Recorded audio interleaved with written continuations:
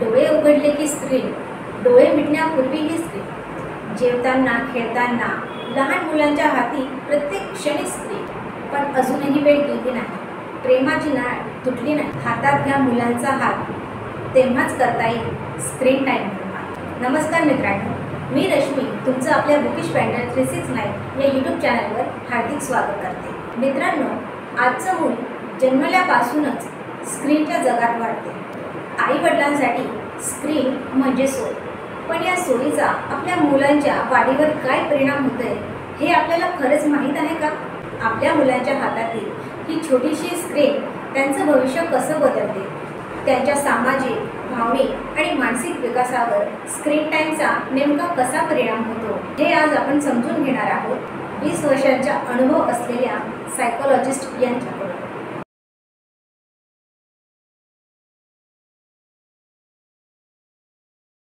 नमस्कार मॅम. नमस्कार रश्मी. आज आपल्यासोबत आहेत सायकोलॉजिस्ट डॉक्टर अर्चना राजेला. मॅम, तुमचं आपल्या बुकिश पॅन्डल 369 यूट्यूब चॅनलवर हार्दिक स्वागत. खूप खूप धन्यवाद रश्मी.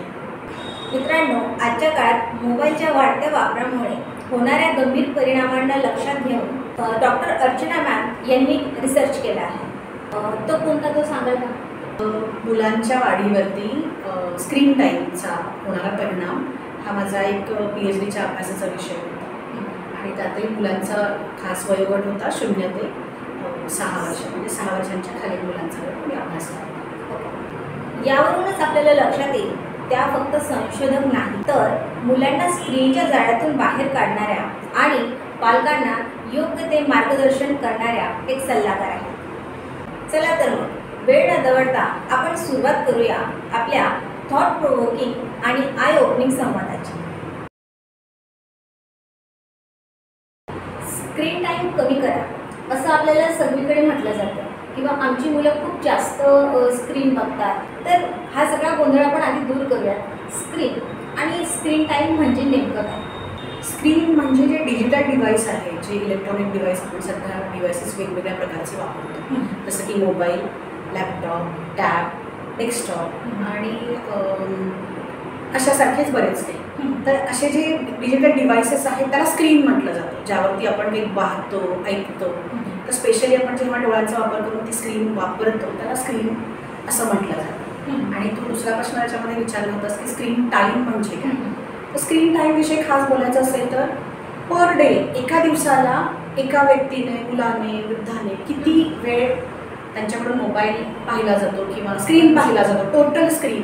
त्यामध्ये एक स्क्रीन नाही आहे, टोटल बघितलीस तर TV, मोबाईल, टॅब, लॅपटॉप, जे काही घरात उपलब्ध असलेल्या सगळ्या स्क्रीनचा दिवसभरात होणारा सरासरी वापर, एका दिवसाचा सरासरी वापर म्हणजे स्क्रीन टाईम.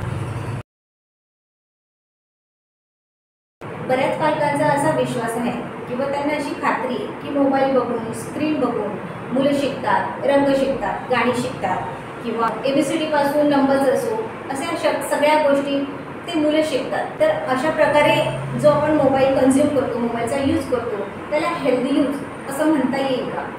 नक्कीच. पण मग त्याचा वापर कोणत्या प्रकारे केला जातो हा खूप महत्त्वाचा भाग आहे. असं तू म्हणालीस की त्यांच्या वेगवेगळ्या रंग शिकण्याची, वेगवेगळे अक्षर ओळख होते, त्याच्यामध्ये लेटर शिकले जातात, नॉलेज मिळतं, हे अगदीच नक्की बरोबर आहे. पण त्याच्याशिवायच्या वय परत्वे वेगवेगळ्या काही अटी आहेत, काही नियम आहेत, त्या पलीकडे गेला तर त्याचा योग्य वापर होत नाही. तिथे नॉलेज नाही घेतलं जात, तिथे त्याला वेगळं स्वरूप प्राप्त होतं. स्क्रीन टाईम बघून काही शिकणं हे योग्य असणार आहे. अशा पद्धतीने वापर होत असेल तर त्याला आपण हेल्दी यूज म्हणू शकतो, नक्कीच म्हणू शकतो. पण मग ते जास्त काळ होत असेल तर मग पुन्हा एक टाईम लिमिट क्रॉस केल्यानंतरही तो कन्झम्पशन ते होत असेल मुलांकडून, तर मग त्याच्यावरती काय स्टेटमेंट आहे? दिवसभराचं काही ठराविक काळ WHO किंवा UNICEFच्या माध्यमातून जो पब्लिश झालेला आहे त्याला काही वेळ मर्यादा आहे, काही काळ मर्यादा आहे. तर त्याच्या पलीकडे ठराविक वयामधल्या मुलांसाठी, वाढत्या वयातल्या मुलांसाठी योग्य त्या ॲक्टिव्हिटीज असल्या पाहिजे. त्या ॲक्टिव्हिटीज न करता मुलं फक्त नॉलेज घेत बसले तर तिथे वेळ जाईल. बौद्धिक वाढ तर नक्कीच नक्कीच दिसेल, येस. पण त्यांची इमोशनल देवाणघेवाण कोणासोबत होत नाहीये, हम्म. भाषा विकास होत नाहीये, नुसतीच मोबाईलची भाषा शिकताय, पण इतर माणसांसोबतची देवाणघेवाण, स्वतःच्या भावना योग्य पद्धतीने व्यक्त करणं आणि इतरांच्या भावना समजूनही घेणं, योग्य पद्धतीने शब्द वापरणं, हे कधी समजतं जेव्हा त्याचा सराव होतो, त्याची प्रॅक्टिस होते, तेव्हाच हा विकास होतो. आणि त्यासोबत इमोशनल, सोशल, लोकांसोबत तुम्ही भेटलात, बोललात, देवाणघेवाण केली, सगळ्या वयोगटासोबत तुम्हाला त्याची संधी मिळाली, तर त्याची प्रॅक्टिस होऊन तुमचा तो विकास होईल. म्हणजे ओव्हरऑल डेव्हलपमेंटसाठी ओव्हरऑल फक्त बौद्धिक एक न बघता आपण मुलाच्या बाकीच्या सुद्धा वेगवेगळे डोमेन्स आहेत विकासाचे वेगवेगळे प्रकार आहेत, तर त्याही विकासावरती लोकांचं, मुलांचं, पालकांचं लक्ष नसतं. स्पेशली पालकांचं लक्ष नाही आहे किंवा त्यांना त्याच्याविषयीची माहिती नाही आहे असं माझं मत आहे, असं माझ्या निदर्शनास आलेलं आहे. आणि त्या अनावधानामुळे, त्या माहिती अभावी त्यांच्याकडून मुलांकडे सहज स्क्रीन सोपवली जाते सोयीनुसार. धन्यवाद. आजचं घरात दृश्य असं आहे की घरात बरीच माणसं असतात, पण प्रत्येकाच्या हातात वेगवेगळी स्क्रीन असते. कोणी टॅब बघतंय, कोणी TV बघतंय, कोणी मोबाईल बघतंय. तर अशा एका घरात राहणाऱ्या एकत्र कुटुंबाला तुम्ही काय सांगा? सगळ्यांनी स्क्रीन बघावी हे अगदी बरोबर आहे, चालू सुद्धा शकतं, पण सगळ्यांनी वेगवेगळा स्क्रीन बघणं हे अगदी अयोग्य आहे असं मला वाटतं. कारण पूर्वीच्या काळी आठवत असेल, ती तुलना नाही पण मग एक विकासाचा भाग आपण पाहिलाच तर पूर्वीच्या काळी असं होतं की एक TV, एकच चॅनल, सकाळी काहीतरी कार्टून लागला, नंतर गाणी लागली, एखादा पिक्चर लागला, पुन्हा काही सिरियल्स लागल्या, तर वेगवेगळ्या वयासाठी वेगवेगळ्या प्रोग्राम्स वेगवेगळ्या वेळी असायचे. मुलांना कार्टून आवडला, कार्टूनचाच भाग मुलं बघायची आणि मुलं बाहेर पडायची. तेवढ्या वेळात पालक आणि आजी आजोबा तिथे अवेलेबल नसायचे, कार्टूनचा भाग त्यांच्या आवडीचा नसायचा. नंतर सिरियल्स लागल्या, आजी आजोबा येऊन बसले, नंतर वेगळा काही सिरियल्स सुरू झाल्या, तिथे आई आणि काकू हे सगळ्या लोक, हे सगळे वर्ग तिथे अवेलेबल असायचा. पिक्चरच्या वेळी काका, बाबा, आजोबा किंवा हातातून काम संपल्यानंतर आई, काकू, आजी हे सगळे एकत्र अवेलेबल असायचे. त्यामुळे स्क्रीनचा तेव्हाचा वापर वेगळा होता. आता काय होतं की त्या वेगवेगळ्या स्क्रीन, एका स्क्रीनवरती वेगवेगळे जे आपण प्रोग्राम्स बघायचो, वेगवेगळ्या वेळी बघायचो, हे चालू शकत होतं. पण आता त्यामुळे काय झालं, हे प्रत्येकाच्यात वेगवेगळा स्क्रीन आलेला आहे. आजीचा फोन वेगळा, मुलांचा फोन वेगळा, बाबांचा वेगळा, आईचा वेगळा. त्यातूनही अगदीच लहान मुलांना स्क्रीन अवेलेबल नसेल तर पालक सोयीसाठी टॅब समोर ठेवतात की चला मलाही स्क्रीन बघायचं आहे, माझ्याही ऑफिसची काही कामं आहेत. अशी बरेच वेगवेगळी कारणं असू शकतात जी खरंच आपण ग्राह्य मानू शकतो तिथे. पण ह्या सगळ्यांमुळे त्यांची कुटुंबाची देवाणघेवाण, एकमेकांचे अनुभव आदान प्रदान करणं किंवा ते एकमेकांशी शेअर करणं, सुसंवाद होणं, गप्पा गोष्टी गमती, ह्या गोष्टींना कुठेतरी ही नवीन पिढी मुक्ती आणि त्यामुळे त्यांचा हा ओव्हरऑल विकास. आणि काही स्टडीजमध्ये असं पण दिसलेलं आहे की विकसित झालेल्या मुलांमध्ये पण परत अडचणी निर्माण झालेल्या आहेत. असा एक वेगळा मुद्दा तयार करतो. मग तिथे आजीचं मत काय आहे, आजीचं म्हणणं काय आहे आणि तिथे आपण कसं ॲडजस्ट केलं पाहिजे, बाबांचं म्हणणं काय आहे, आईला काय त्रास होतो, हे आपण समोर गप्पा मारल्याच नाही, एकमेकांना वेळच नाही दिला तर त्याची बॉन्डिंग तयार व्हायला हवी, ते नाही होणार.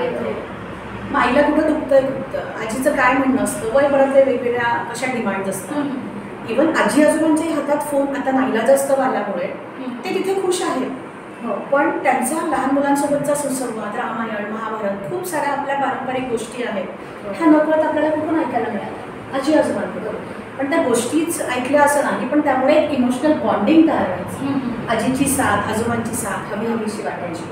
पाहुणे आले गेले, पाहुण्याची जरी मुला तरी हल्ली काय सीन दिसतो, सगळे मिळून वेगवेगळा फोन घेतात किंवा एकत्र फोन घेऊन त्या फोनमध्ये गेम खेळणं किंवा अशा वेगवेगळ्या पद्धती सुरू झाल्या. पाहुणे जरी आपल्या घरात आले तर एक कामाचा भाग म्हणूयात, पण तेही घेऊन येतात टॅब आणि तेही कुठेतरी या दुसऱ्या रूममध्ये कामात बिझी असतात.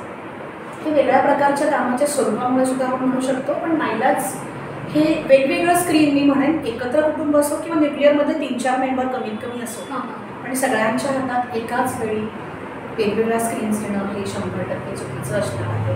त्याचे खूप वेगवेगळे दुष्परिणाम पुढे नक्कीच दिसतात. म्हणजे तर फक्त नो स्क्रीन करा किंवा स्क्रीन बघायची असेल तर सगळ्यांनी मिळून एकच बघा. हो, तसं जास्त हेल्दी असतं. आपण आताच म्हटलं की सगळेजण स्क्रीनमध्ये असतात, पण त्यातल्या त्यात लहान मुलं किंवा जी शाळकरी मुलं वगैरे आहेत ती एकमेकांसोबत खेळण्यापेक्षा जास्त ते व्हर्च्युअलीच जास्त असतात. म्हणजे जेवण करताना ते स्क्रीन बघणार किंवा घरामध्ये स्कूलमधून आल्यानंतर ते स्क्रीन वगैरे बघणार.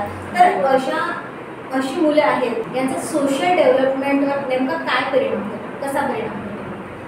त्यासाठी सोशल डेव्हलपमेंट म्हणजे काय आहे की माझ्याशिवाय माझ्या इतर लोकांसोबतचा माझा संवाद, त्यांच्यासोबत ॲडजस्ट करणं, मला समजून घेणं, माझ्या भावना मॅनेज करणं आणि त्या योग्य ठिकाणी व्यक्त करणं, इतरांच्याही भावना समजणं आणि त्यांना समजून घेणं, या ज्या प्रकारामध्ये वय परत्वे वेगवेगळ्या पद्धतीने व्यक्त करणं, आदर देऊन बोलणं, कुठे आपण आवाज चढवू शकतो, ह्या सगळ्या ज्या गोष्टी आहेत ह्या न कळत कुठेतरी सोशल डेव्हलपमेंटमध्ये येतात. आणि तोच आपण भाग त्यांना पुरवत नसतो, त्याचा एक्सपोजरच तिथे मिळत नसेल तर न कळत मुलांना सोशल डेव्हलपमेंट म्हणजे काय तर आई बाबांसोबतही कशी चर्चा करावी, कसं देवाणघेवाण करावी पासून आजी आजोबा समवयस्क त्यांच्या वयाची जी मुलं बाहेर खेळतात, आम्ही बऱ्याचदा औषध म्हणतो, समवयस्कांमध्ये मुलांना खेळायलाच पाठवणं औषधासारखं ते काम करतं का तर तिथे न कळत देवाणघेवाण मुलांची स्ट्रॉंग होते.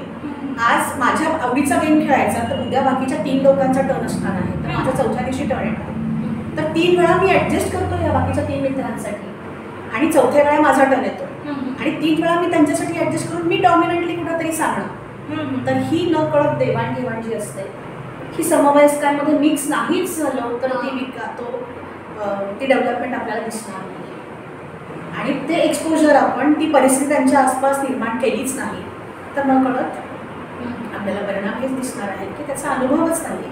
आणि अचानक तुम्ही म्हणाल की चला वयाच्या 15 वर्षी वयाच्या 18 वर्षी जा क्लासरूममध्ये मिक्स हो, जा नवीन लोकांमध्ये मिक्स हो, तर तिथे आपल्याला त्यांना ॲडजस्ट करताना नक्कीच अडचणी येतात हे दिसून येतं.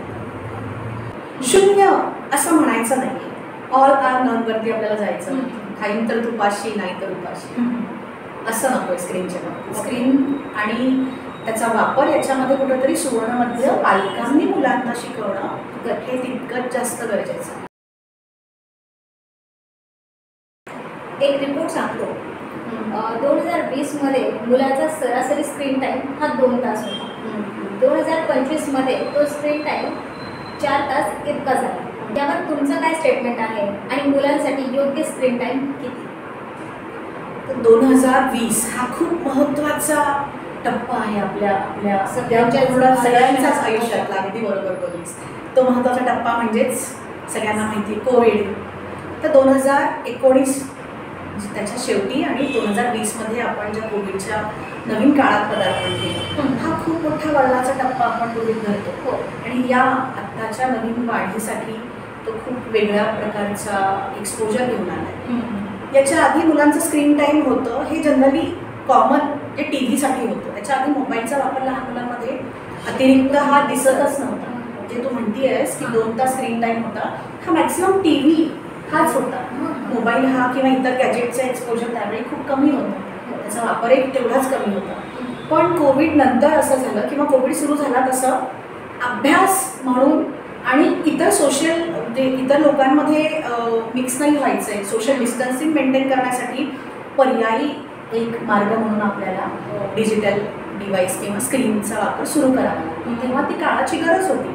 पण त्या 2-3 वर्षांच्या काळामध्ये अभ्यास असो, सोशल डिस्टन्सिंग असो, एंटरटेनमेंट असो, न कळत या वेगळ्या पर्यायामुळे याची इतकी वाईट सवय सगळ्यांना लागली की त्याचा वापर कुठे करावा आणि कुठे नाही करावा आणि ती सवय मुलांमध्ये लागलेली कशी कमी करायची आणि त्याचे काय घातक दुष्परिणाम होऊ शकतात याचाही अंदाज पालकांमध्ये नाही आहे. तर तिथे कदाचित अजूनही आपल्याला अवेअरनेस करणं जास्त गरजेचं आहे. तेव्हा ती काळाची गरज होती, पण आता ते व्यसन होऊन बसलं आहे आणि पूर्वीपेक्षा त्या प्रकारामध्ये स्क्रीन यूज जे स्पेशली मोबाईल असं म्हणू हे सगळ्यात घातक आहे. याच्याविषयी आपल्याला जास्त लक्ष देऊन पालकांमध्ये जनजागृती करणं कसं म्हणतात. आणि 4 तास जर मुलं बघत असेल की लहान मुलं जर 4 तास बघत असतील तर त्यांचा त्याच्यावरती कसा परिणाम होतो आणि किती एक लिमिटपर्यंत मुलांनी बघणंच खरंच त्यांच्यासाठीही योग्य आहे. वयोमर्यादा असं पाहिलीस तर वेगवेगळ्या वयांसाठी वेगवेगळं असतं. माहिती आहे का की 2 वर्षांच्या मुलापर्यंत जन्मलेल्या मुलापासून 2 वर्षांच्या मुलापर्यंत 0 मिनिट प्रतिदिन म्हणजे अजिबात स्क्रीन टाईम नाही द्यावा. अजिबात बाळ रडतं, जेवत नाही, अशी कुठलीही कारणं असो. हां पण याच्यामध्ये अपवाद एकच आहे की तिथे व्हिडिओ कॉलिंग चालतं. व्हिडिओ कॉलिंग का, तर कोणी लांबचे नातेवाईक आहेत हां तर त्या जसं की बाबा कुठेतरी जॉबसाठी लांब आहे, बरं. त्याला बोलायचं आहे, हं. मामीशी बोलायचं आहे, मावशीशी बोलायचं आहे, बरं. आजी आजोबांना भेटायचं आहे, काही ॲक्टिव्हिटीज म्हणून आपण व्हिडिओ कॉलिंग अलाव करतो त्या वयोगटासाठी. त्यानंतर 2 ते 5 ज्या वयाची मुलं आहेत त्यांच्यासाठी फक्त 1 तास. पण त्याही 1 तासामध्ये को-विविंग म्हणतात त्याला. को-विविंग म्हणजे मूल एकटं नाही करणार आहे स्क्रीन, त्यासोबत कुणीतरी असलं पाहिजे, मोठं भावंड, आजी आजोबा, आई बाबा, जेणेकरून त्या स्क्रीनवर काय कंटेंट बघत आहे त्याची जाणीव आपल्याला असली पाहिजे. आणि 5 ते पुढे 17, जोपर्यंत मूल ॲडल्ट होत नाही, 18 नाही म्हणते मी, 17, 5 ते 17 जे आहे त्या वयासाठी WHO किंवा युनेस्कोचे नियम आहेत त्याप्रमाणे ते आहे 2 तास. पण त्यामध्ये होमवर्क नाही आहे बरं का, हा एक चांगला फायदा आहे. होमवर्क शिवायचे जे 2 तास प्रत्येक दिवस पर डे फक्त 2 तास हे 5 ते 17 वयाच्या मुलांसाठी अलाव केलेले आहेत. आणि हा सगळ्या स्टडीजच्या शेवटी काढलेला त्यांनी एक अभ्यासाअंती केलेला एक टाईम पिरियड आहे, कन्क्लुजन आहे. त्याच्याशिवाय जास्त झाला तर तो कुठेतरी न कळत त्यांच्या इतर वाढीवरती नक्कीच परिणाम करतो, हे दिसून आलं वेगवेगळ्या अभ्यासांमधून सुद्धा. आणि हे फक्त आपल्या इथे नाही तर जगन्मान्य सगळीकडे स्टडीज झालेल्या आहेत आणि त्याच्या शेवटी हा नियम दिसतो. हल्ली मोबाईलचा वापर ग्रामीण आणि शहरी भागात दोन्हीकडे दिसून येतो. पण तुमच्या अभ्यासानुसार निरीक्षणानुसार ग्रामीण भागातील मुलांचा स्क्रीन टाईम आणि शहरी भागाचा मुलांचा स्क्रीन टाईम यामध्ये काही तुम्हाला फरक जाणवला आहे का, किंवा त्या स्क्रीन टाईममुळे होणाऱ्या त्यांच्या वाढीवर काही परिणाम किंवा वेगळं डिफरन्स? आता माझाच अभ्यास, मी जो PhDचा माझा विषय होता की लहान मुलांच्या वाढीवर होणारा परिणाम, त्यामध्ये शहरी आणि ग्रामीण आणि मुलगा आणि मुलगी या दोन्हीच्या चारही गटाचा अभ्यास झालेला होता.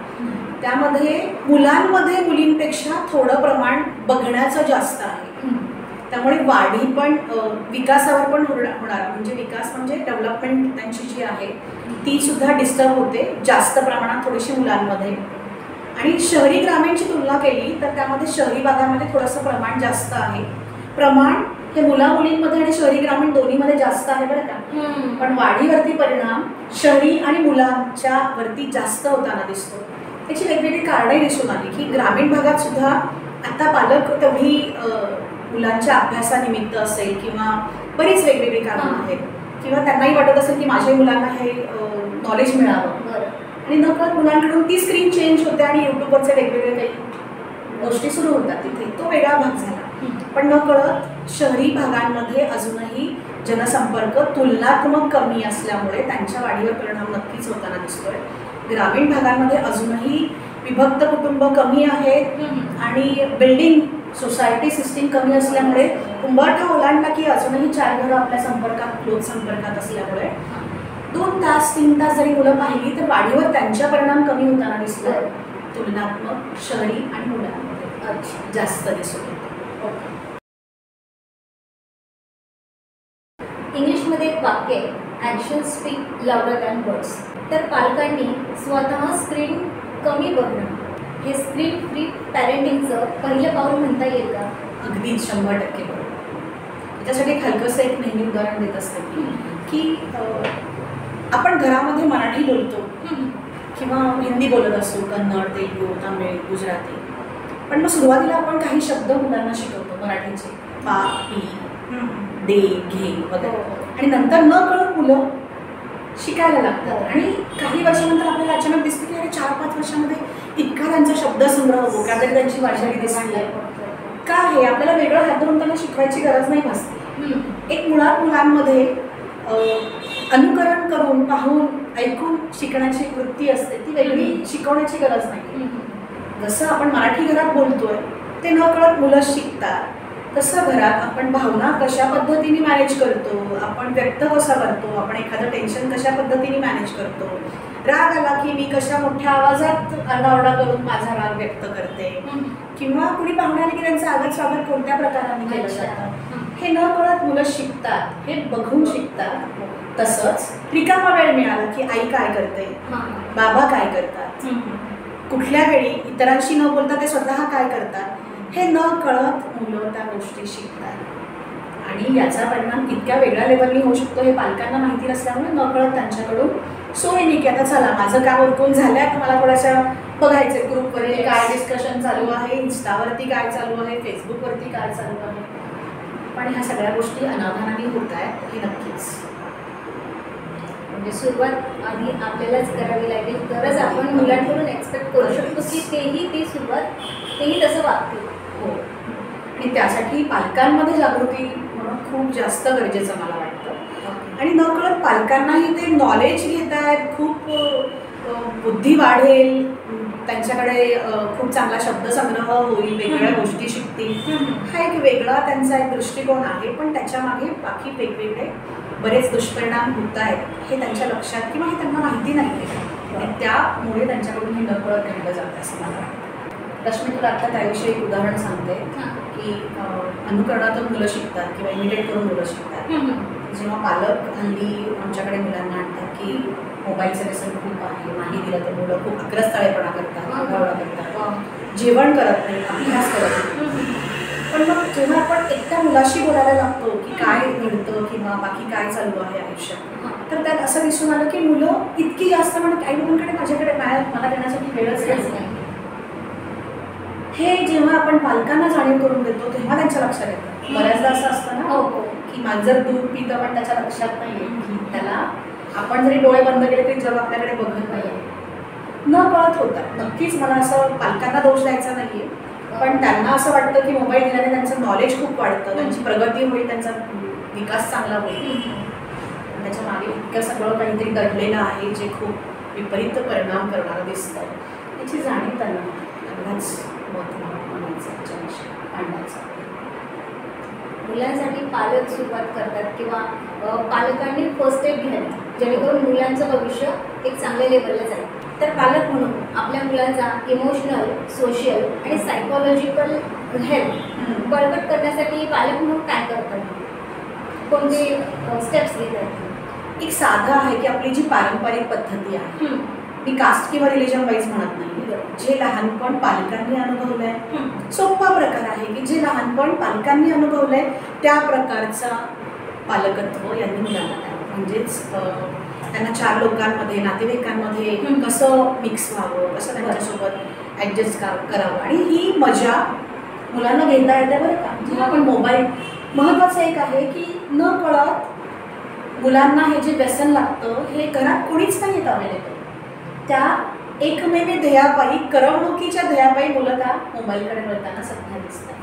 कोविडने सुरुवात केली खरं की वेगवेगळ्या कारणांमुळे, पण त्याचा आता फक्त करमणूक हे महत्त्वाचं कारण मला दिसून येतं जेव्हा मी केसेस वेगवेगळ्या प्रकारचे हँडल करतो. त्यामध्ये बेस मुद्दा इथे तोच येतो की त्यांची करमणूक तिथे होत नाही आहे आणि करमणुकीसाठी मुलं मोबाईलकडे वळतात. मग पालक आता असं दिसतं की सगळीच मुलं मोबाईल घेत आहेत तर आपण फक्त हिसकावून घेणं हा त्याच्यावरचा पर्याय नाही. तर तिथे आपल्याला करमणूक आधी मुलांना पुरवावी लागेल आणि मग त्यांच्याकडून मोबाईल काढून घ्यावा लागेल. हे जास्त सोपं होईल. नाहीतर मुलांना तुम्ही सहज त्यांच्या आवडीची 4 मुलं अवेलेबल करून द्या ना घरामध्ये, किंवा तुम्ही मन राहून त्यांच्यासोबत छान मस्ती करत खेळा, नक्कीच ते मोबाईलकडे वळणार नाही. म्हणजे मोबाईलकडे वळण्याचं बऱ्याचदा कारण एकटेपणा कुठेच करमणूक नाहीये. लहानपणी आपण जेव्हा बाहेर पडायचो, आम्ही जेव्हा लहानपणी बाहेर पडायचो तर गल्लीत इतकी मुलं असायची की आपल्याला हणून मारून घरात आणलं जायचं. तसं आता कुठेच होत नाही. तर प्रत्येक पिढीप्रमाणे वेगवेगळे चॅलेंजेस पालकांसमोर आहेत. आमच्या पालकांना मला नक्कीच आठवतं की अगदी रागवून ओरडून की चल 7-4 घरात आलं पाहिजे.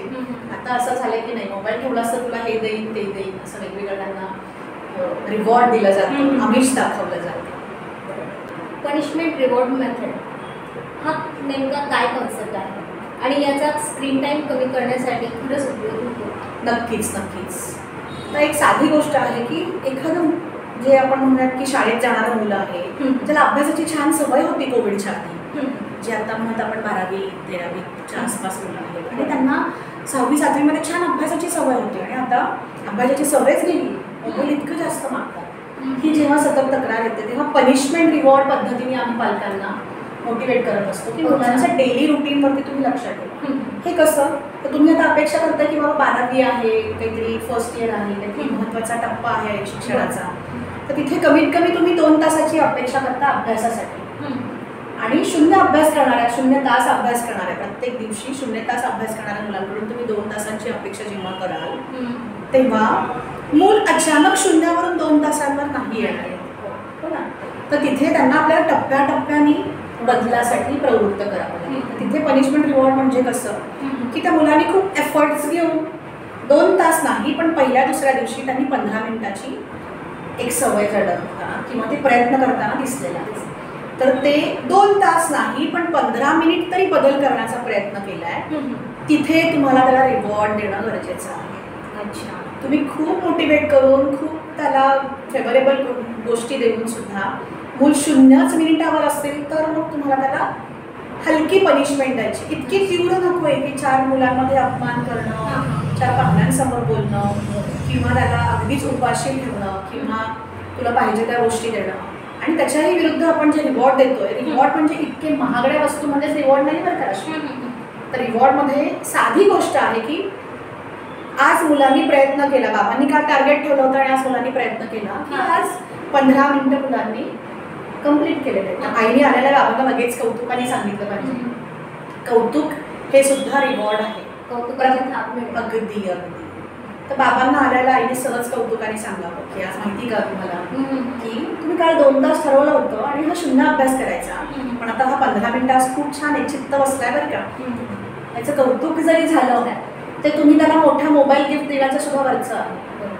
पण मग तो ग्राफ चढता असा 15 minute 20 minute day by day week by week तो हळूहळू वाढेल. त्यांची पण इम्प्रूव्हमेंट झाली पाहिजे. त्यांची पण ती इच्छा आणि ती एनर्जी पण तेवढी त्यांची स्ट्रेंथ पण हळूहळू डेव्हलप होणार. आज आपण नियम मांडले आणि लगेच 0 मिनिटांवरून ते 2 तासांवर नाही आहे.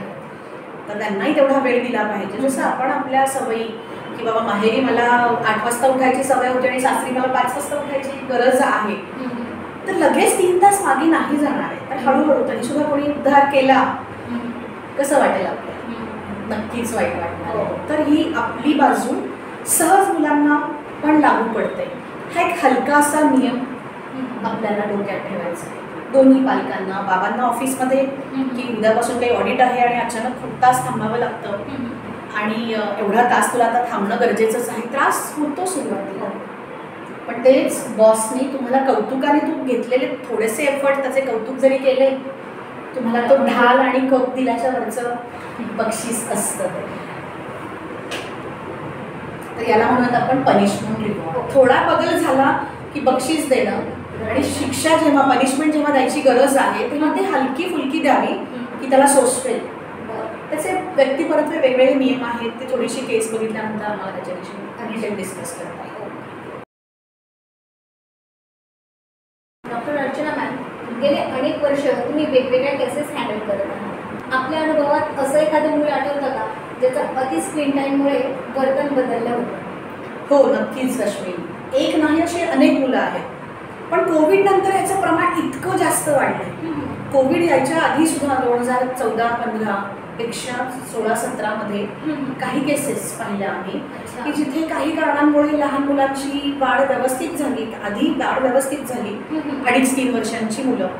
एक 3-4 केसेस ज्या अशा आम्ही खूप स्ट्रॉंग पाहिल्या की त्यांची घरातल्या काही परिस्थितीमुळे आईबाबांनी त्यांना स्क्रीन द्यायला सुरुवात केली आणि त्यानंतर काही काळानंतर त्यांच्यामध्ये इतका स्वभावात वर्तनामध्ये बदल झाला. जे 2.5-3 वर्षाचं मूल आहे ते आई वडिलांनाही भूक लागली, तहान लागली हेही सांगेन असं झालं. त्याला सगळी मोबाईलचीच भाषा यायला लागली की तो ज्या इंग्लिशमध्ये वेगवेगळे माध्यम ते वापरलेलं आहे तीच भाषा तो बोलायला लागला. घरात त्या फ्लुएंट इंग्लिशमध्ये कोणीच बोलत नाही आणि तो ब्रिटिश इंग्लिश शिकून त्याच टोनमध्ये घरात गप्पा मारायला लागला. अशा वेगवेगळ्या केसेस पाहिल्या. पण मग पुन्हा स्क्रीन कमी करून आईबाबांना त्याने आपल्याला मोटिवेट करून पुन्हा इतर मुलांमध्ये मिसळण्यासाठी आईबाबांनी थोडेसे एफर्ट्स घेतले की ती केस हळूहळू होते पण त्याला परत तेवढाच जास्त वेळ लागतो. महिने नाही काही वर्षांचे खेळ बनतात. असे केसेस कोविडच्या आधी सुद्धा पाहिलेले आहेत आणि कोविड नंतर तर याचं प्रमाण जास्त आम्ही म्हणू की नक्कीच जास्त, खूप जास्त प्रमाण आम्ही पाहिलेलं आहे. काही शाळांना आम्ही जेव्हा व्हिजिट दिल्या तर तेव्हा शाळांमध्ये 1-2 केसेस नाही, जास्त प्रमाणात शिक्षकांनी सुद्धा सेम तक्रारी केल्या की त्यांना पालकांकडून सतत त्याच तक्रारी जाणवत आहेत की आमच्या मुलांना मोबाईलचं व्यसन आहे किंवा खूप जास्त डिमांड करतात. तर तुमची भीती दाखवून आम्ही तो मोबाईल त्याच्या हातातून काढून घेण्याचा प्रयत्न करतो, तर आम्हाला प्लीज मोबाईलवरती ती साथ द्या. अशा प्रकारची सुद्धा चर्चा शाळेतल्या प्रिन्सिपल इतर शिक्षकांशी बोलताना सुद्धा हे प्रमाण आम्ही सध्या नोटीस करतो. आणि याचं प्रमाण वरचेवर वाढताना नक्कीच दिसतं. तुम्हाला काय वाटतं हे प्रमाण असं वाढतच जाईल किंवा 2020 नंतर की बघावंच लागलं किंवा अभ्यास किंवा ऑनलाईन क्लासेस त्यामुळे ते सुरू झालं, पण आता ते गेलेले मग कम्पॅरेटिव्हली कसं वाटतं तुम्हाला? त्याची सवय राहिली आहे, पालकांना ती सोय वाटतीये की बाहेर उन्हात मूल खेळत नाहीये, पावसात जात नाहीये, इतर मुलांमध्ये जाऊन भांडणं करून येत नाहीये, तर घरात बसून मोबाईल बघून देत. ही एक सोय म्हणून पालक त्या दृष्टीने त्याच्याकडे पाहताय, सोयीच्या दृष्टीने. पण फक्त सोय न बघता त्याचा आत्ता शॉर्ट टर्म जो आपण इफेक्ट पाहतोय तो न पाहता त्याचा लॉंग टर्म इफेक्ट आहे, जिथे एक व्यक्ती म्हणून ती जेव्हा बाहेर पडेल, मोठी होईल आणि विकसित होईल, तेव्हा याचे नक्कीच परिणाम आपल्याला पुढे दिसायला लागतील. चांगले असतील, वाईट असतील, पण आपण जे खतपाणी आत्ता घालतोय त्याचे रिझल्ट भलेही आत्ता लगेच नाही दिसणार आहेत, काही महिने किंवा काही वर्षानंतर नक्कीच दिसतील. पण तुम्ही ज्या प्रकारची क्वालिटी त्या खतामध्ये टाकाल त्या प्रकारचं तुम्हाला छान क्वालिटीचं फळ नक्कीच भेटेल. आता आपण बघतोय की स्क्रीनचा वापर वाढतो आणि तो सतत वाढतच चालला. जर येत्या 10 वर्षांमध्ये आता मुलं जसं खूप जास्त स्क्रीन बघतात लिमिट क्रॉस करून, तसं जर पुढची 10 वर्ष मुलांनी स्क्रीन बघितली तर तयार होणारी पिढी कशी असेल? विचारही करणार नाही आहे. कारण आत्ता जे प्रमाण आम्ही पाहतोय की जी मुलं मी आत्ता साधारण 18-19 वर्षाची पाहिली आणि त्यांना मी कोविडच्या आधी पाहिलेलं आहे, त्यांचा स्वभाव, त्यांच्या भावना मॅनेज करणं आणि त्यांचं वागणं जे होतं हे वेगळ्या प्रकारचं होतं. नंतर त्यांना जे स्क्रीनचं एक्सपोजर मिळालेलं आहे आणि त्याचा अतिवापर झालेला आहे, योग्य नाही अतिवापर. बऱ्याच प्रकारचे वेगवेगळे पालकत्व बघतोय, पण मग तिथे अतिवापर करण्यासाठी मुभा दिलेली मुलं आहेत, त्यांच्यामध्ये नक्कीच इमोशन व्यक्त करणं, इमोशन दुसऱ्यांचे समजून न घेणं, भाषा योग्य प्रकारची न वापरता येणं, त्यासोबत त्यांचे सामाजिक जे सोशल डेव्हलपमेंट आपण म्हणतो तीही बिघडलेली दिसते. डेली रुटीन बिघडलेलं आहे, डेली लिव्हिंग जे डेली ॲक्टिव्हिटीज आहेत, जबाबदारी घेऊन वय परत्वे जबाबदारी घेऊन मुलांची जी घरातली छोटी छोटी कामं असतात, कामं म्हणजे अगदीच मोठी नाही, पण वय परत्वे जी जबाबदारी घेण्याची किंवा घरात जे काही तुम्ही हलकासा आधार देता, ही डेली लिव्हिंग ॲक्टिव्हिटीज आहेत त्या अशा बऱ्याच वेगवेगळ्या प्रकारच्या डेव्हलपमेंटमध्ये त्याच्यात नक्कीच कमतरता दिसणार आहे, जेणेकरून आपण उत्तम नागरिक असं म्हणतो त्याच्यावर खूप मोठा विपरीत परिणाम नक्कीच दिसेल आपल्याला. आणि ते होऊ नये म्हणून आपण नक्कीच प्रयत्न करूया, कसे की तुम्ही पुढाकारी म्हणून काही या जनजागृतीला हातभार लावताय. आपण असं म्हणतो की मोबाईल कमी करायचा किंवा स्क्रीन टाईम कमी करायचा, पण बऱ्याच पालकांचा असा एक सूर असतो की जोपर्यंत मोबाईल बघत नाही तोपर्यंत आमचं मूल जेवतच नाही. अशा पालकांना तुम्ही काय सांगा? अशा पालकांना मला असं वाटतं की शॉर्ट टर्म इफेक्ट बघू नका. आज मूल उपाशी राहतं या भीतीपोटी आईचा कळवळा खूप साहजिक असतो की आज माझं मूल उपाशी झोपतं, पण तिथे त्याला जशी ही मोबाईल बघत जेवणाची सवय लागलेली आहे तसं मोबाईल न बघत जेवणाची सवय लागण्यासाठी सुरुवात कुठेतरी करावीच लागते. नाहीतर मुलाला मोबाईल जेव्हा नाही देणार किंवा काही कारणांनी लाईट नसेल आणि आपल्याकडे काही वेगळ्या परिस्थिती झाल्या भविष्यात न बरोबर अशा परिस्थिती आल्या तर तुमचं मूल एक आठवडा सुद्धा जेवणार नाही असं सुद्धा होऊ शकेल. त्याला तुम्ही जे त्याला खायला देताय त्याची चव पण त्याला कळणार नाही, कारण ते फक्त मोबाईलच्या आमिषाने डोळ्यासमोर स्क्रीन आली म्हणून तोंड चालतं, चावलं जातं आणि ते गिळलं जातं एवढं होतं. आणि त्यामुळे नकळत डायजेस्टिव्ह सिस्टीम आणि बरेच वेगवेगळे हेल्थ इश्यूज पण. ठीक आहे, आपण आता सायकोलॉजिकल पार्ट पाहतो, पण मान, शिरा, डोळे, पाठीचा कणा, हात दुखणं सतत मोबाईल पकडून, अशा बऱ्याच गोष्टी हळूहळू मुलांमध्ये हे प्रॉब्लेम्स होताना दिसतात. कमी वयात चष्मा लागणं, हे वेगळे तर इफेक्ट्स आहेच जे आपल्याला दिसतातच. मी अशी एक केस पाहिली होती की त्या मुलाला पॅरेंट खूप मोटिवेट करायचे, स्क्रीन नको वापरू, स्वतः एनर्जी लावायचे, त्याला घरात स्क्रीन नव्हते मिळत. पण त्या मुलाची तक्रार होती की मी जेव्हा क्लासमध्ये जातो आणि जेव्हा आमचा लंच टाईम असतो तेव्हा माझ्या 5 मित्रांपैकी 4 मित्र एका गेम विषयी गप्पा मारतात, त्यातले वेगवेगळे कॅरेक्टर्स ते गप्पा मारतात आणि ते नॉलेज माझ्याकडे नाहीये, त्यामुळे त्या ग्रुपमध्ये मी एकटा ऑड होतो रश्मी. तर ही त्याची व्यथा वेगळीच आहे. मग तो म्हणतो की तू म्हणतेस मम्मी त्याच्यासारखं मी वागू की मी त्या ग्रुपमध्ये ऑड होणं हे प्रत्येक दिवशी मी सहन करू. म्हणजे त्या मुलाला आउटडेटेड, त्या मुलाला आउटडेटेड किंवा त्याला अलोन वाटतं, तिथे त्याला त्या ग्रुपमध्ये मिक्स होतोय असं फीलच नाही होत. त्या 5 जणांच्या टीममध्ये त्याला मिक्स नाही होत आहे, ही त्याची वेगळी व्यथा आहे. पण मग त्या मुलाला मोटिवेट करावं लागलं असं की टेम्पररी हे आहे, नंतर त्यांचे डोळे खराब होतील, तुझे डोळे खराब होतील, कारण ह्या वेगवेगळ्या गोष्टीने आपण त्याला त्याची जाणीव करून देण्याचा प्रयत्न करत असतो. आईला पण खूप तारेवरची कसरत तिथे करावी लागते. पण सुदैवानं ती आई पण तेवढीच अवेअर आहे, त्यामुळे आई सतत त्याच्याविषयी चर्चा करते, बोलते. असे बरेच केसेस आहेत जे एक मूल त्यातून बाहेर पडण्याचा प्रयत्न करतं किंवा पालक, एक कुटुंब त्याच्यामध्ये पडतात. नाही, ते पुरेसं नाही. तिथे कम्प्लीट कुटुंबाच्या बाहेर, ज्या फॅमिलीच्या बाहेर एक सोसायटी आहे, काही आपल्या हाऊसिंग सोसायटीज असतात, सोसायटीसोबत काही वेगवेगळे एरियातले प्लॅन आहेत जिथे आपण जसा होम मिनिस्टर सारखा एक गेम्स बायकांसाठी करतो तसं मुलांसाठी स्क्रीन फ्री असे वेगवेगळे बक्षीस असावेत. शाळेतून होमवर्क कमीत कमी प्रमाणात मोबाईलवरती यावेत. शाळेने त्यांना मोटिवेट करून जसं चांगला रीडर म्हणून, चांगला स्पोर्ट्स प्लेअर म्हणून, तर कमीत कमी स्क्रीन वापरणं किंवा अगदी सर्वांगीण विकास ही सुद्धा एक संकल्पना शाळेने मुलांसाठी तयार करावी, जेणेकरून मुलं आणि पालक सगळेच प्रवृत्त होतील. स्क्रीन फ्री इतकं छान जग आहे, त्याच्यापासून आपण वंचित राहतो आणि आपण पुढच्या पिढीला ते शिकवतो. तर असे वेगवेगळे प्रयत्न फक्त कुटुंब लेवलवरती नाही, तर सोसायटी, शाळा, नातेवाईक सगळ्यांनी मिळून, ज्या सोसायटीमध्ये थोडेसे कोणी फ्री असतील, कोणी आजी आजोबा असतील, कोणी ॲक्टिव्ह, कोणी फिमेल्स असतील, ज्या थोड्या बाहेरचं काम न करणार असतील, त्यांनी खूप मोठी जबाबदारी नाही, पण सर्व मुलांना एकत्र घेऊन कॅरम खेळणं, आपले खूप जुने वेगवेगळे खेळ आहेत, सावलीमध्ये वेगवेगळे गेम खेळणं, यासाठी मुलांना प्रवृत्त करून तिथे हलके फुलके रिवॉर्ड्स देणं हे तेवढंच महत्त्वाचं आहे. रिवॉर्ड शिवाय मुलं नाही म्हणणार आहेत सुरुवातीला, पण त्यासाठी मोठमोठी महागडी बक्षिसं अजिबात नाही गरजेची.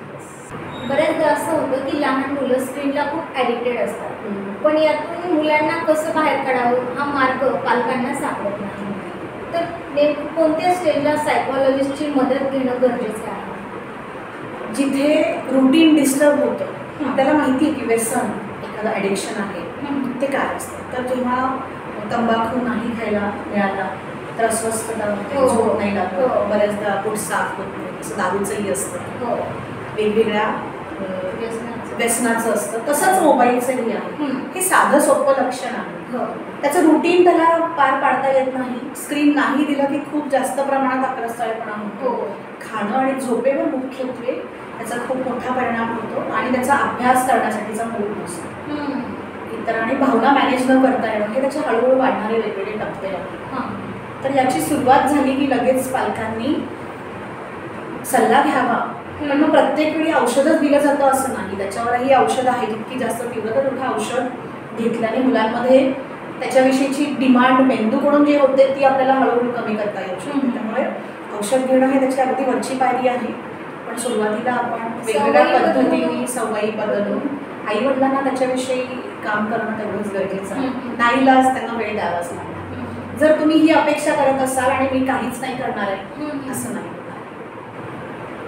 तर ते व्यसन सोडायचं असेल तर थोडे नकळत तुम्हाला प्रयत्न करावेच लागणार आहे. खूप हलक्या फुलक्या पद्धतीचे आहेत. फक्त इंटेन्शन तेच आहे की मुलाचं भविष्य चांगलं होणं, मुलाची वाढ चांगली होणं, हे तर आहे असं आहे. पण याविषयी माहिती नसल्यामुळे नकळत त्यांच्याकडून जे होतं आहे ते फक्त इंटेन्शन तेच, फक्त त्यांच्याकडून करून घ्यायची पद्धत बदलायची.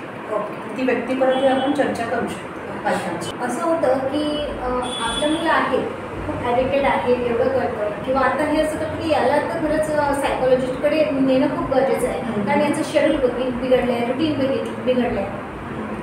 पण मग ते जाण्यासंदर्भातचा एक नर्वसनेस बऱ्याचदा पालकांमध्ये असतो किंवा समाजामध्ये सायकोलॉजीकडे जाणं आपल्या मुलाला घेऊन म्हणजे थोडंसं एक त्यांचं याच्याकडे हो अगदीच अगदी दृष्टिकोन अजूनही आपल्या समाजाचा म्हणावा तितका बदललेला नाही. तर याच्याविषयी एक माझं साधं म्हणणं आहे की आपण जे लहानपणापासून पिक्चरमध्ये बघत आलो, मूवीजमध्ये बघत आलो की अगदी डोक्याला शॉक देतात म्हणजेच सायकोलॉजिकल ट्रीटमेंट किंवा सायकॅट्रिस्टची ट्रीटमेंट आहे. सायकॅट्रिस्ट म्हणजे जे मेडिसिन प्रिस्क्राईब करू शकतात आणि जे आपल्या स्किल्समध्ये किंवा पालकांना त्यांचा दृष्टिकोन बदलवणं असे वेगवेगळे प्रकार आहेत जे सायकोलॉजिस्ट त्या पद्धतीने काम करतात. फक्त सल्ला देणं, मी इथे कसा वागावा आणि काय बरोबर काय चूक, हे काम सायकोलॉजिस्टचं नाही.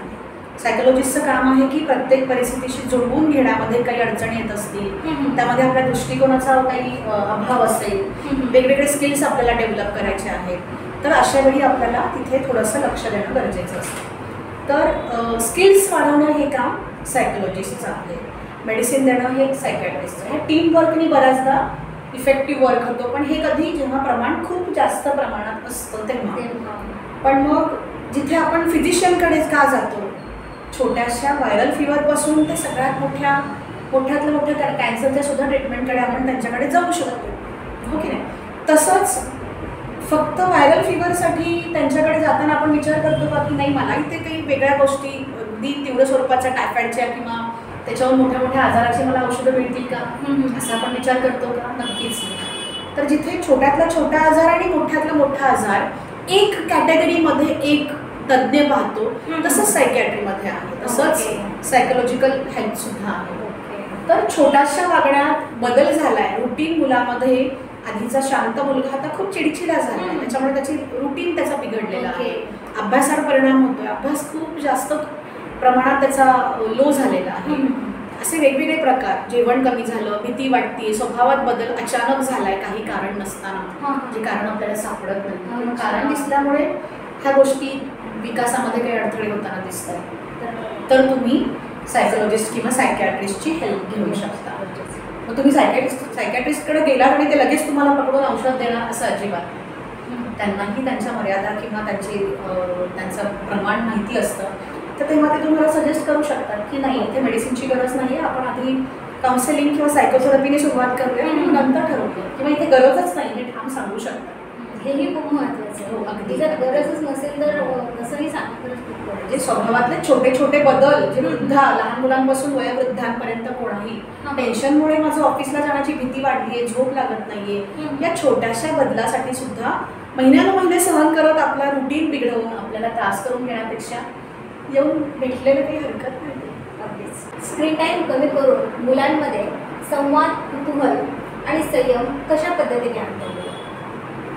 स्क्रीन टाईम जेव्हा कमी करतो, पण मग तेव्हा मगाशी मी बोलल्यासारखं की स्क्रीन टाईमची पहिली गरज आहे की त्यांना बाहेर करमणूक नाही आहे, तर तेवढी ती एनर्जी कुठेतरी तुम्ही त्यांना प्रोव्हाइड करणं गरजेचं आहे, त्या प्रकारचं त्यांना वातावरण पुरवणं गरजेचं आहे, जेणेकरून त्यांना समवयस्कांसोबत खेळता येईल. आई बाबा जे हवं आहे त्यांना की त्यांची साथ हवी आहे, पैसा आणि बक्षीस आणि वस्तू तुम्ही विचारून बघा मुलांना, आई बाबांचा वेळ ज्यांना मिळत नाहीये अशी मुलं इतकी ठामपणे सांगतात की ह्यांनी आम्हाला कधी वेळच नाही दिलाय, त्यांनी फक्त आम्हाला वस्तू आणून दिल्यात, पैसे आणून दिलेत, पाहिजे तेव्हा ट्रिपसाठी पैसा दिलाय, पण त्या ट्रिपवर सुद्धा काय सगळी मुलं मोबाईल घेऊन जातात आणि तिकडे बऱ्याचदा फिरतात, तेव्हा छान शिक्षक त्यांना मोटिवेट करतील, जेव्हा ते घरी आले तेव्हा परत ते मोबाईलमध्ये एकमेकांच्या कॉन्टॅक्टमध्ये असतात, फोनवर बोलून नाही, मेसेजेस, वेगवेगळे व्हिडिओज आणि वेगवेगळे रील्स शेअर करतात. तर तेच आहे की एकमेकांसोबत कुठेतरी शेअरिंग करायचं, हे फिजिकली खूप इफेक्टिव्हली सुद्धा करता येतं. हे मुलांना आपल्याला वातावरण दिल्याशिवाय त्याचा आनंद घेता येणार नाही.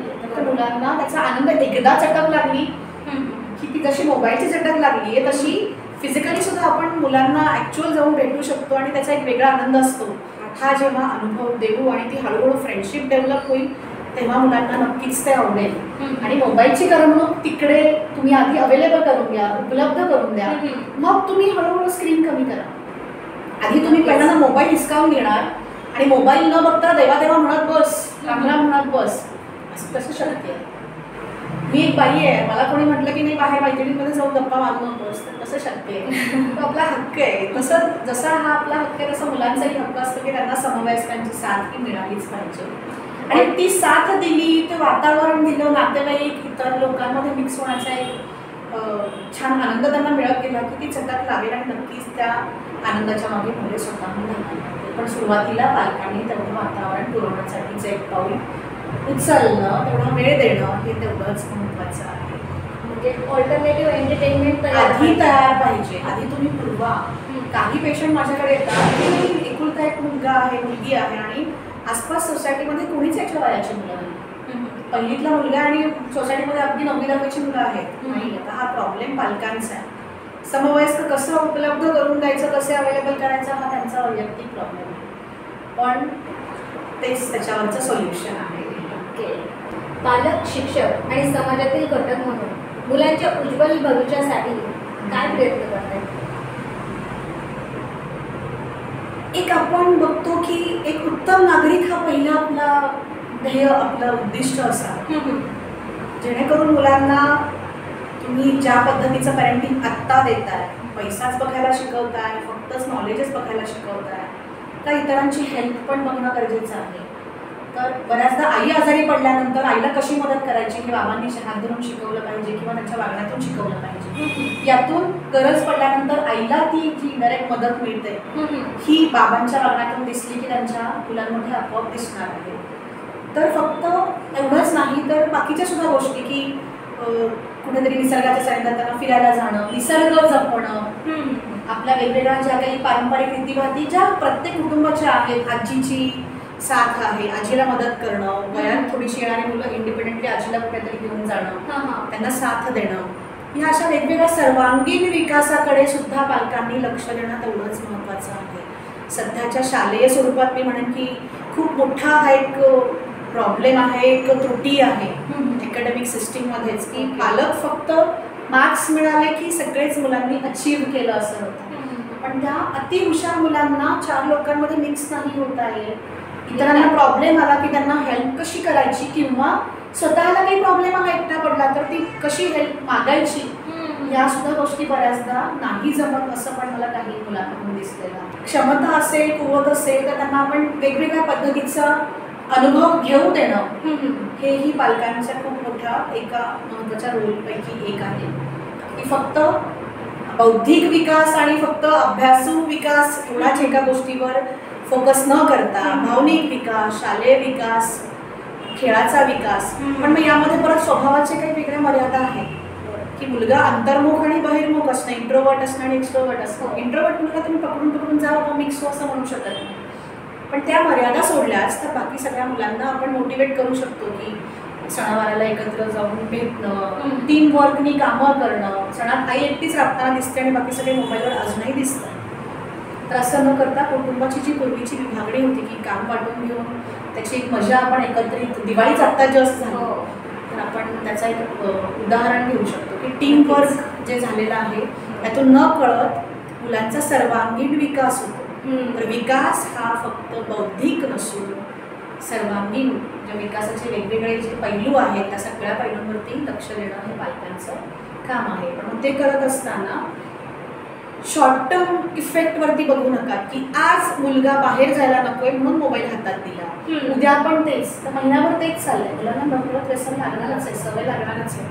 तसं न करता एक उत्तम नागरिक म्हणून मुलगा जेव्हा बाहेर पडेल, हुशार असून चालणार नाही. सायकोलॉजीमध्ये वेगवेगळ्या संकल्पनेपैकी एक संकल्पना आहे की फक्त IQ उत्तम असून चालत नाही, त्याला EQची सुद्धा जोड पाहिजे, तुमचा SQ पण चांगला असला पाहिजे, तर तुम्ही टीमनी ऑफिसमध्ये काम करू शकाल. नुसतीच बुद्धी आणि नुसतंच तुम्ही नॉलेज घेऊन पुरेसं नाही आहे, तर ते तुम्हाला टीममध्ये आणि इतर लोकांसाठी ते कसं वापरता येईल हेही तेवढंच महत्त्वाचं आहे. तर तुमचा सर्वांगीण विकास नंतर दिसणार आहे. आता तात्पुरता अभ्यासात उत्कृष्ट, नो डाऊट अभ्यासात उत्कृष्ट असावंच, पण असं बऱ्याचदा होतं की 10वी चालू आहे, अजिबात खेळायला जाऊ नकोस, बाहेर न जाता घरात बस अभ्यासाला, किंवा अभ्यास झाला की बरं घरात मोबाईलवर बस पण बाहेर पडू नकोस. गरज नाही आहे, तेवढाच 2 तास तो रिकामा वेळ 2 तास मोबाईलवर, स्क्रीनवर किंवा टी व्हीवर बघण्यापेक्षा 4 मुलांमध्ये जाऊन एक फेरफटका मारून येऊ द्या 10वीच्या मुलाला, काही हरकत नाही. पण मग हेच न कळत आपण त्यांच्या मनावर रुजवतोय की बुद्धी आणि मार्क्स, पर्सेंटेज हेच महत्त्वाचं आहे असं नाही. तेच फक्त महत्त्वाचं नाही आहे, तर त्याच्या सगळ्यांचं सुवर्णमध्य पण तेवढंच महत्त्वाचं आहे. तुम्ही दिलेल्या मूल्याच्या मार्गदर्शनाबद्दल खूप खूप धन्यवाद मॅम तुमचे. धन्यवाद रश्मी, तुम्ही संधी दिलीस मला आपल्या पालकांना जागरूक करण्यासाठी, जे केअरटेकर आहेत त्यांना जागरूक करण्यासाठी. आणि जसं मी अभ्यास करत आले PhDच्या माध्यमातून लहान मुलांच्या विकासाविषयी आणि स्क्रीनचा त्याच्यावर होणारा दुष्परिणाम, तेव्हापासून मला असं बेसिकली जाणवायला लागलं की मुळापासून काम करणं गरजेचं आहे. पालक मुद्दाम नाही चुकत आहे, त्यांना असं वाटतंय की स्क्रीनमुळे त्यांचं नॉलेज वाढतं, तर ते जे नुसतंच अर्धवट नॉलेज आहे, स्क्रीन द्यावी काही हरकत नाही, पण त्याला एक ठराविक मर्यादा असाव्या, त्याचा एक सुवर्णमध्य साधता यावा. स्क्रीनवरती काय बघावं आणि काय नाही याच्यासाठी मला असं वाटतं एक मुद्दा राहून गेला माझ्याकडून की जेव्हा लहान मुलं जी अंडर 18 आहेत तशा मुलांना जेव्हा तुम्ही सेफ्टीसाठी किंवा घरात एकटेच आहेत म्हणून तुम्ही त्यांना जेव्हा स्मार्टफोन देता सोय म्हणून, त्यावरती न कळत वेगवेगळे काही कंटेंट बघितलं जातं, भरपूर स्क्रीन टाईम बघितला जातो. तर त्यासाठी कस्टडियन नावासारखे एक वेगवेगळे ॲप्स आहेत जे मुलांच्या फोनमध्ये असतील, त्याची कस्टडी पालकांच्या फोनमध्ये येते, आई किंवा बाबा यांचा मेल आणि त्याला कनेक्ट केलं जातं. तर मुलांकडून वेगवेगळे ॲप जे वापरले नाही जावेत, जे टाळले पाहिजेत, असे ॲप ओपन झाले की इमिडिएट तुम्हाला मेल किंवा मेसेज येण्याच्या सोयी आहेत. तर मूल घरी आहे आणि तुम्ही कुठंतरी 5-10 किलोमीटर कामाला आलेले आहेत, तर तिथे तुम्हाला लक्षात येईल ते की मुलगा आपला वेगळा ॲप उघडून बसलाय बरं का, आपली मुलगी हे वेगवेगळं काहीतरी पाहतीये. तर कस्टडियन सारखे अनेक ॲप आहेत, तुम्ही सर्च करून ह्या गोष्टी खूप इझी अवेलेबल होत आहेत. त्याही पलीकडे जाऊन जेव्हा लहान मूल तुम्ही बाहेर कुठेतरी शॉपिंगला गेला आणि मोबाईलला हात लावू नको असं सांगितलं, आपल्याला कळत नाही की त्याचा स्क्रीन टाईम आजचा बघायचा आहे, कसा करणार? सेटिंगमध्ये, स्मार्टफोनच्या सेटिंगमध्ये digital wellbeing and parental control ते तुम्ही ओपन केला तर त्यावरती आजचा तुमचा स्क्रीन टाईम, जो फोन ज्याच्या हातात आहे त्याचा आजचा स्क्रीन टाईम दिसेल.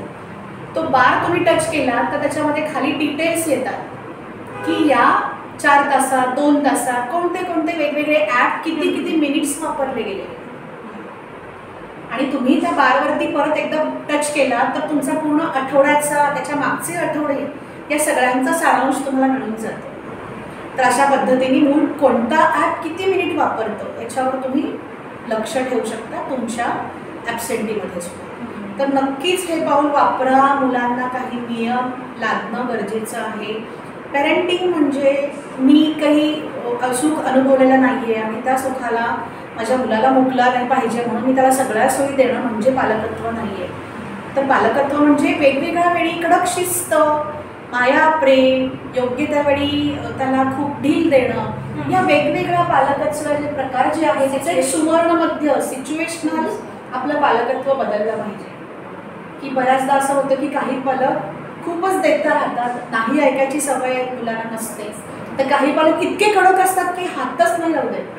तर काही पालक थोडेसे त्यांच्या कलाने घेतात. पण ह्या सगळ्यांचं कॉम्बिनेशन सिच्युएशन ओरिएंटेड असलं पाहिजे.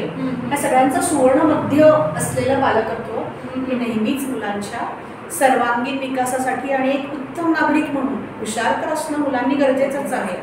ते तर वातावरण पूर्वाच, पण फक्त अभ्यास एके अभ्यास ही काळाची गरज. हा पगडा आपण स्वतःहून आपल्या डोक्यावर घेतलेला आहे. तो पगडा थोडासा उतरवून बघा, तरी तुम्हाला नात्यांचाही तो आनंद घेता येईल. आणि फक्त पैसा की पैसा नाही तर याचं सुवर्णमध्य साधा. दोन्ही पालक बाहेर कामाला जात आहेत, आजी आजोबा कुठेतरी गावाकडे आहेत आणि एक मूल ही काळाची गरज झाली आहे. तर त्या सगळ्यांमध्ये कुठेतरी सुवर्णमध्य साधून तुम्हाला पॅरेंटिंग करावं लागेल. मग ह्या एकुलता एका मुलाला जवळपासपणे मुलं आहेत का अवेलेबल, ह्या पद्धतीने तुम्ही त्यांना वेगवेगळे एक्सपोजर देऊ शकता. की चला तू एकटाच आहेस तर आपल्या शेजारचा कोणी मुलगा आहे त्याला घरी खेळायला बोलव, त्याला घरी वेगळे पत्ते खेळायला बोलव, तुम्ही डबा पार्टी करा. सुट्टीच्या दिवशी सगळीच मुलं स्क्रीनवर बसतात, त्यापेक्षा एका पालकांनी कुठेतरी पुढाकार घेऊन चला जे जे घरात बंद आहे ती अंगत आपण घरात करूयात. किती मजा यायची आपल्याला लहानपणी त्या गोष्टी. तर ती मजा आजकालच्या मुलांना नाही आहे. नाईट आउट्स करणं, स्क्रीन फ्री नाईट आउट्स करा मुलांना.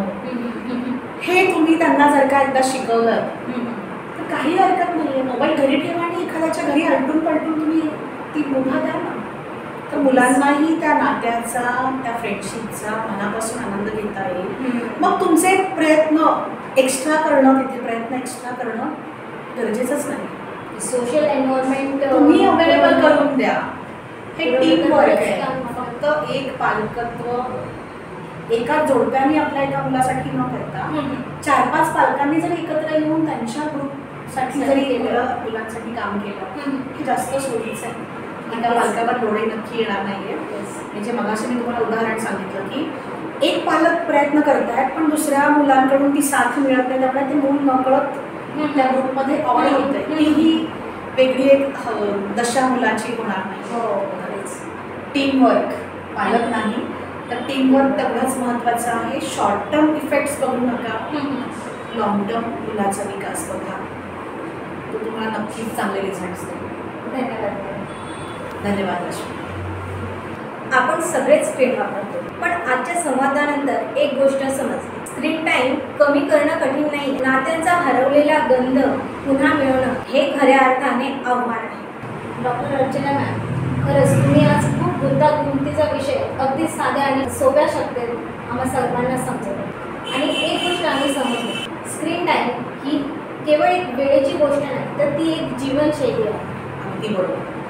तुम्ही दिलेल्या वेळेबद्दल आणि इतक्या सुंदर संवादाबद्दल मुकेश बँटर 369 कडून तुम्हाला एक छोटीशी भेट असते. Thank you Rashmi, thank you so much. उद्याचं जग आजच घडतं. मुलांच्या नजरेतून ते उमलतं. स्क्रीन टाईम नाही, स्पर्श वाढवा, भविष्याला बालपण परत. जर आजचा संवाद तुमच्या मनाला स्पर्शून गेला असेल तर मुकेश बँटर 369 या यूट्यूब चॅनलला नक्की सबस्क्राईब करा आणि जास्तीत जास्त पालकांना हा व्हिडिओ शेअर करा. कारण बदल अवेअरनेसपासूनच सुरू होतो. पुन्हा भेटूया एक माहितीपूर्ण आणि भावनात्मक संवादासह. तोपर्यंत स्टे ट्यून.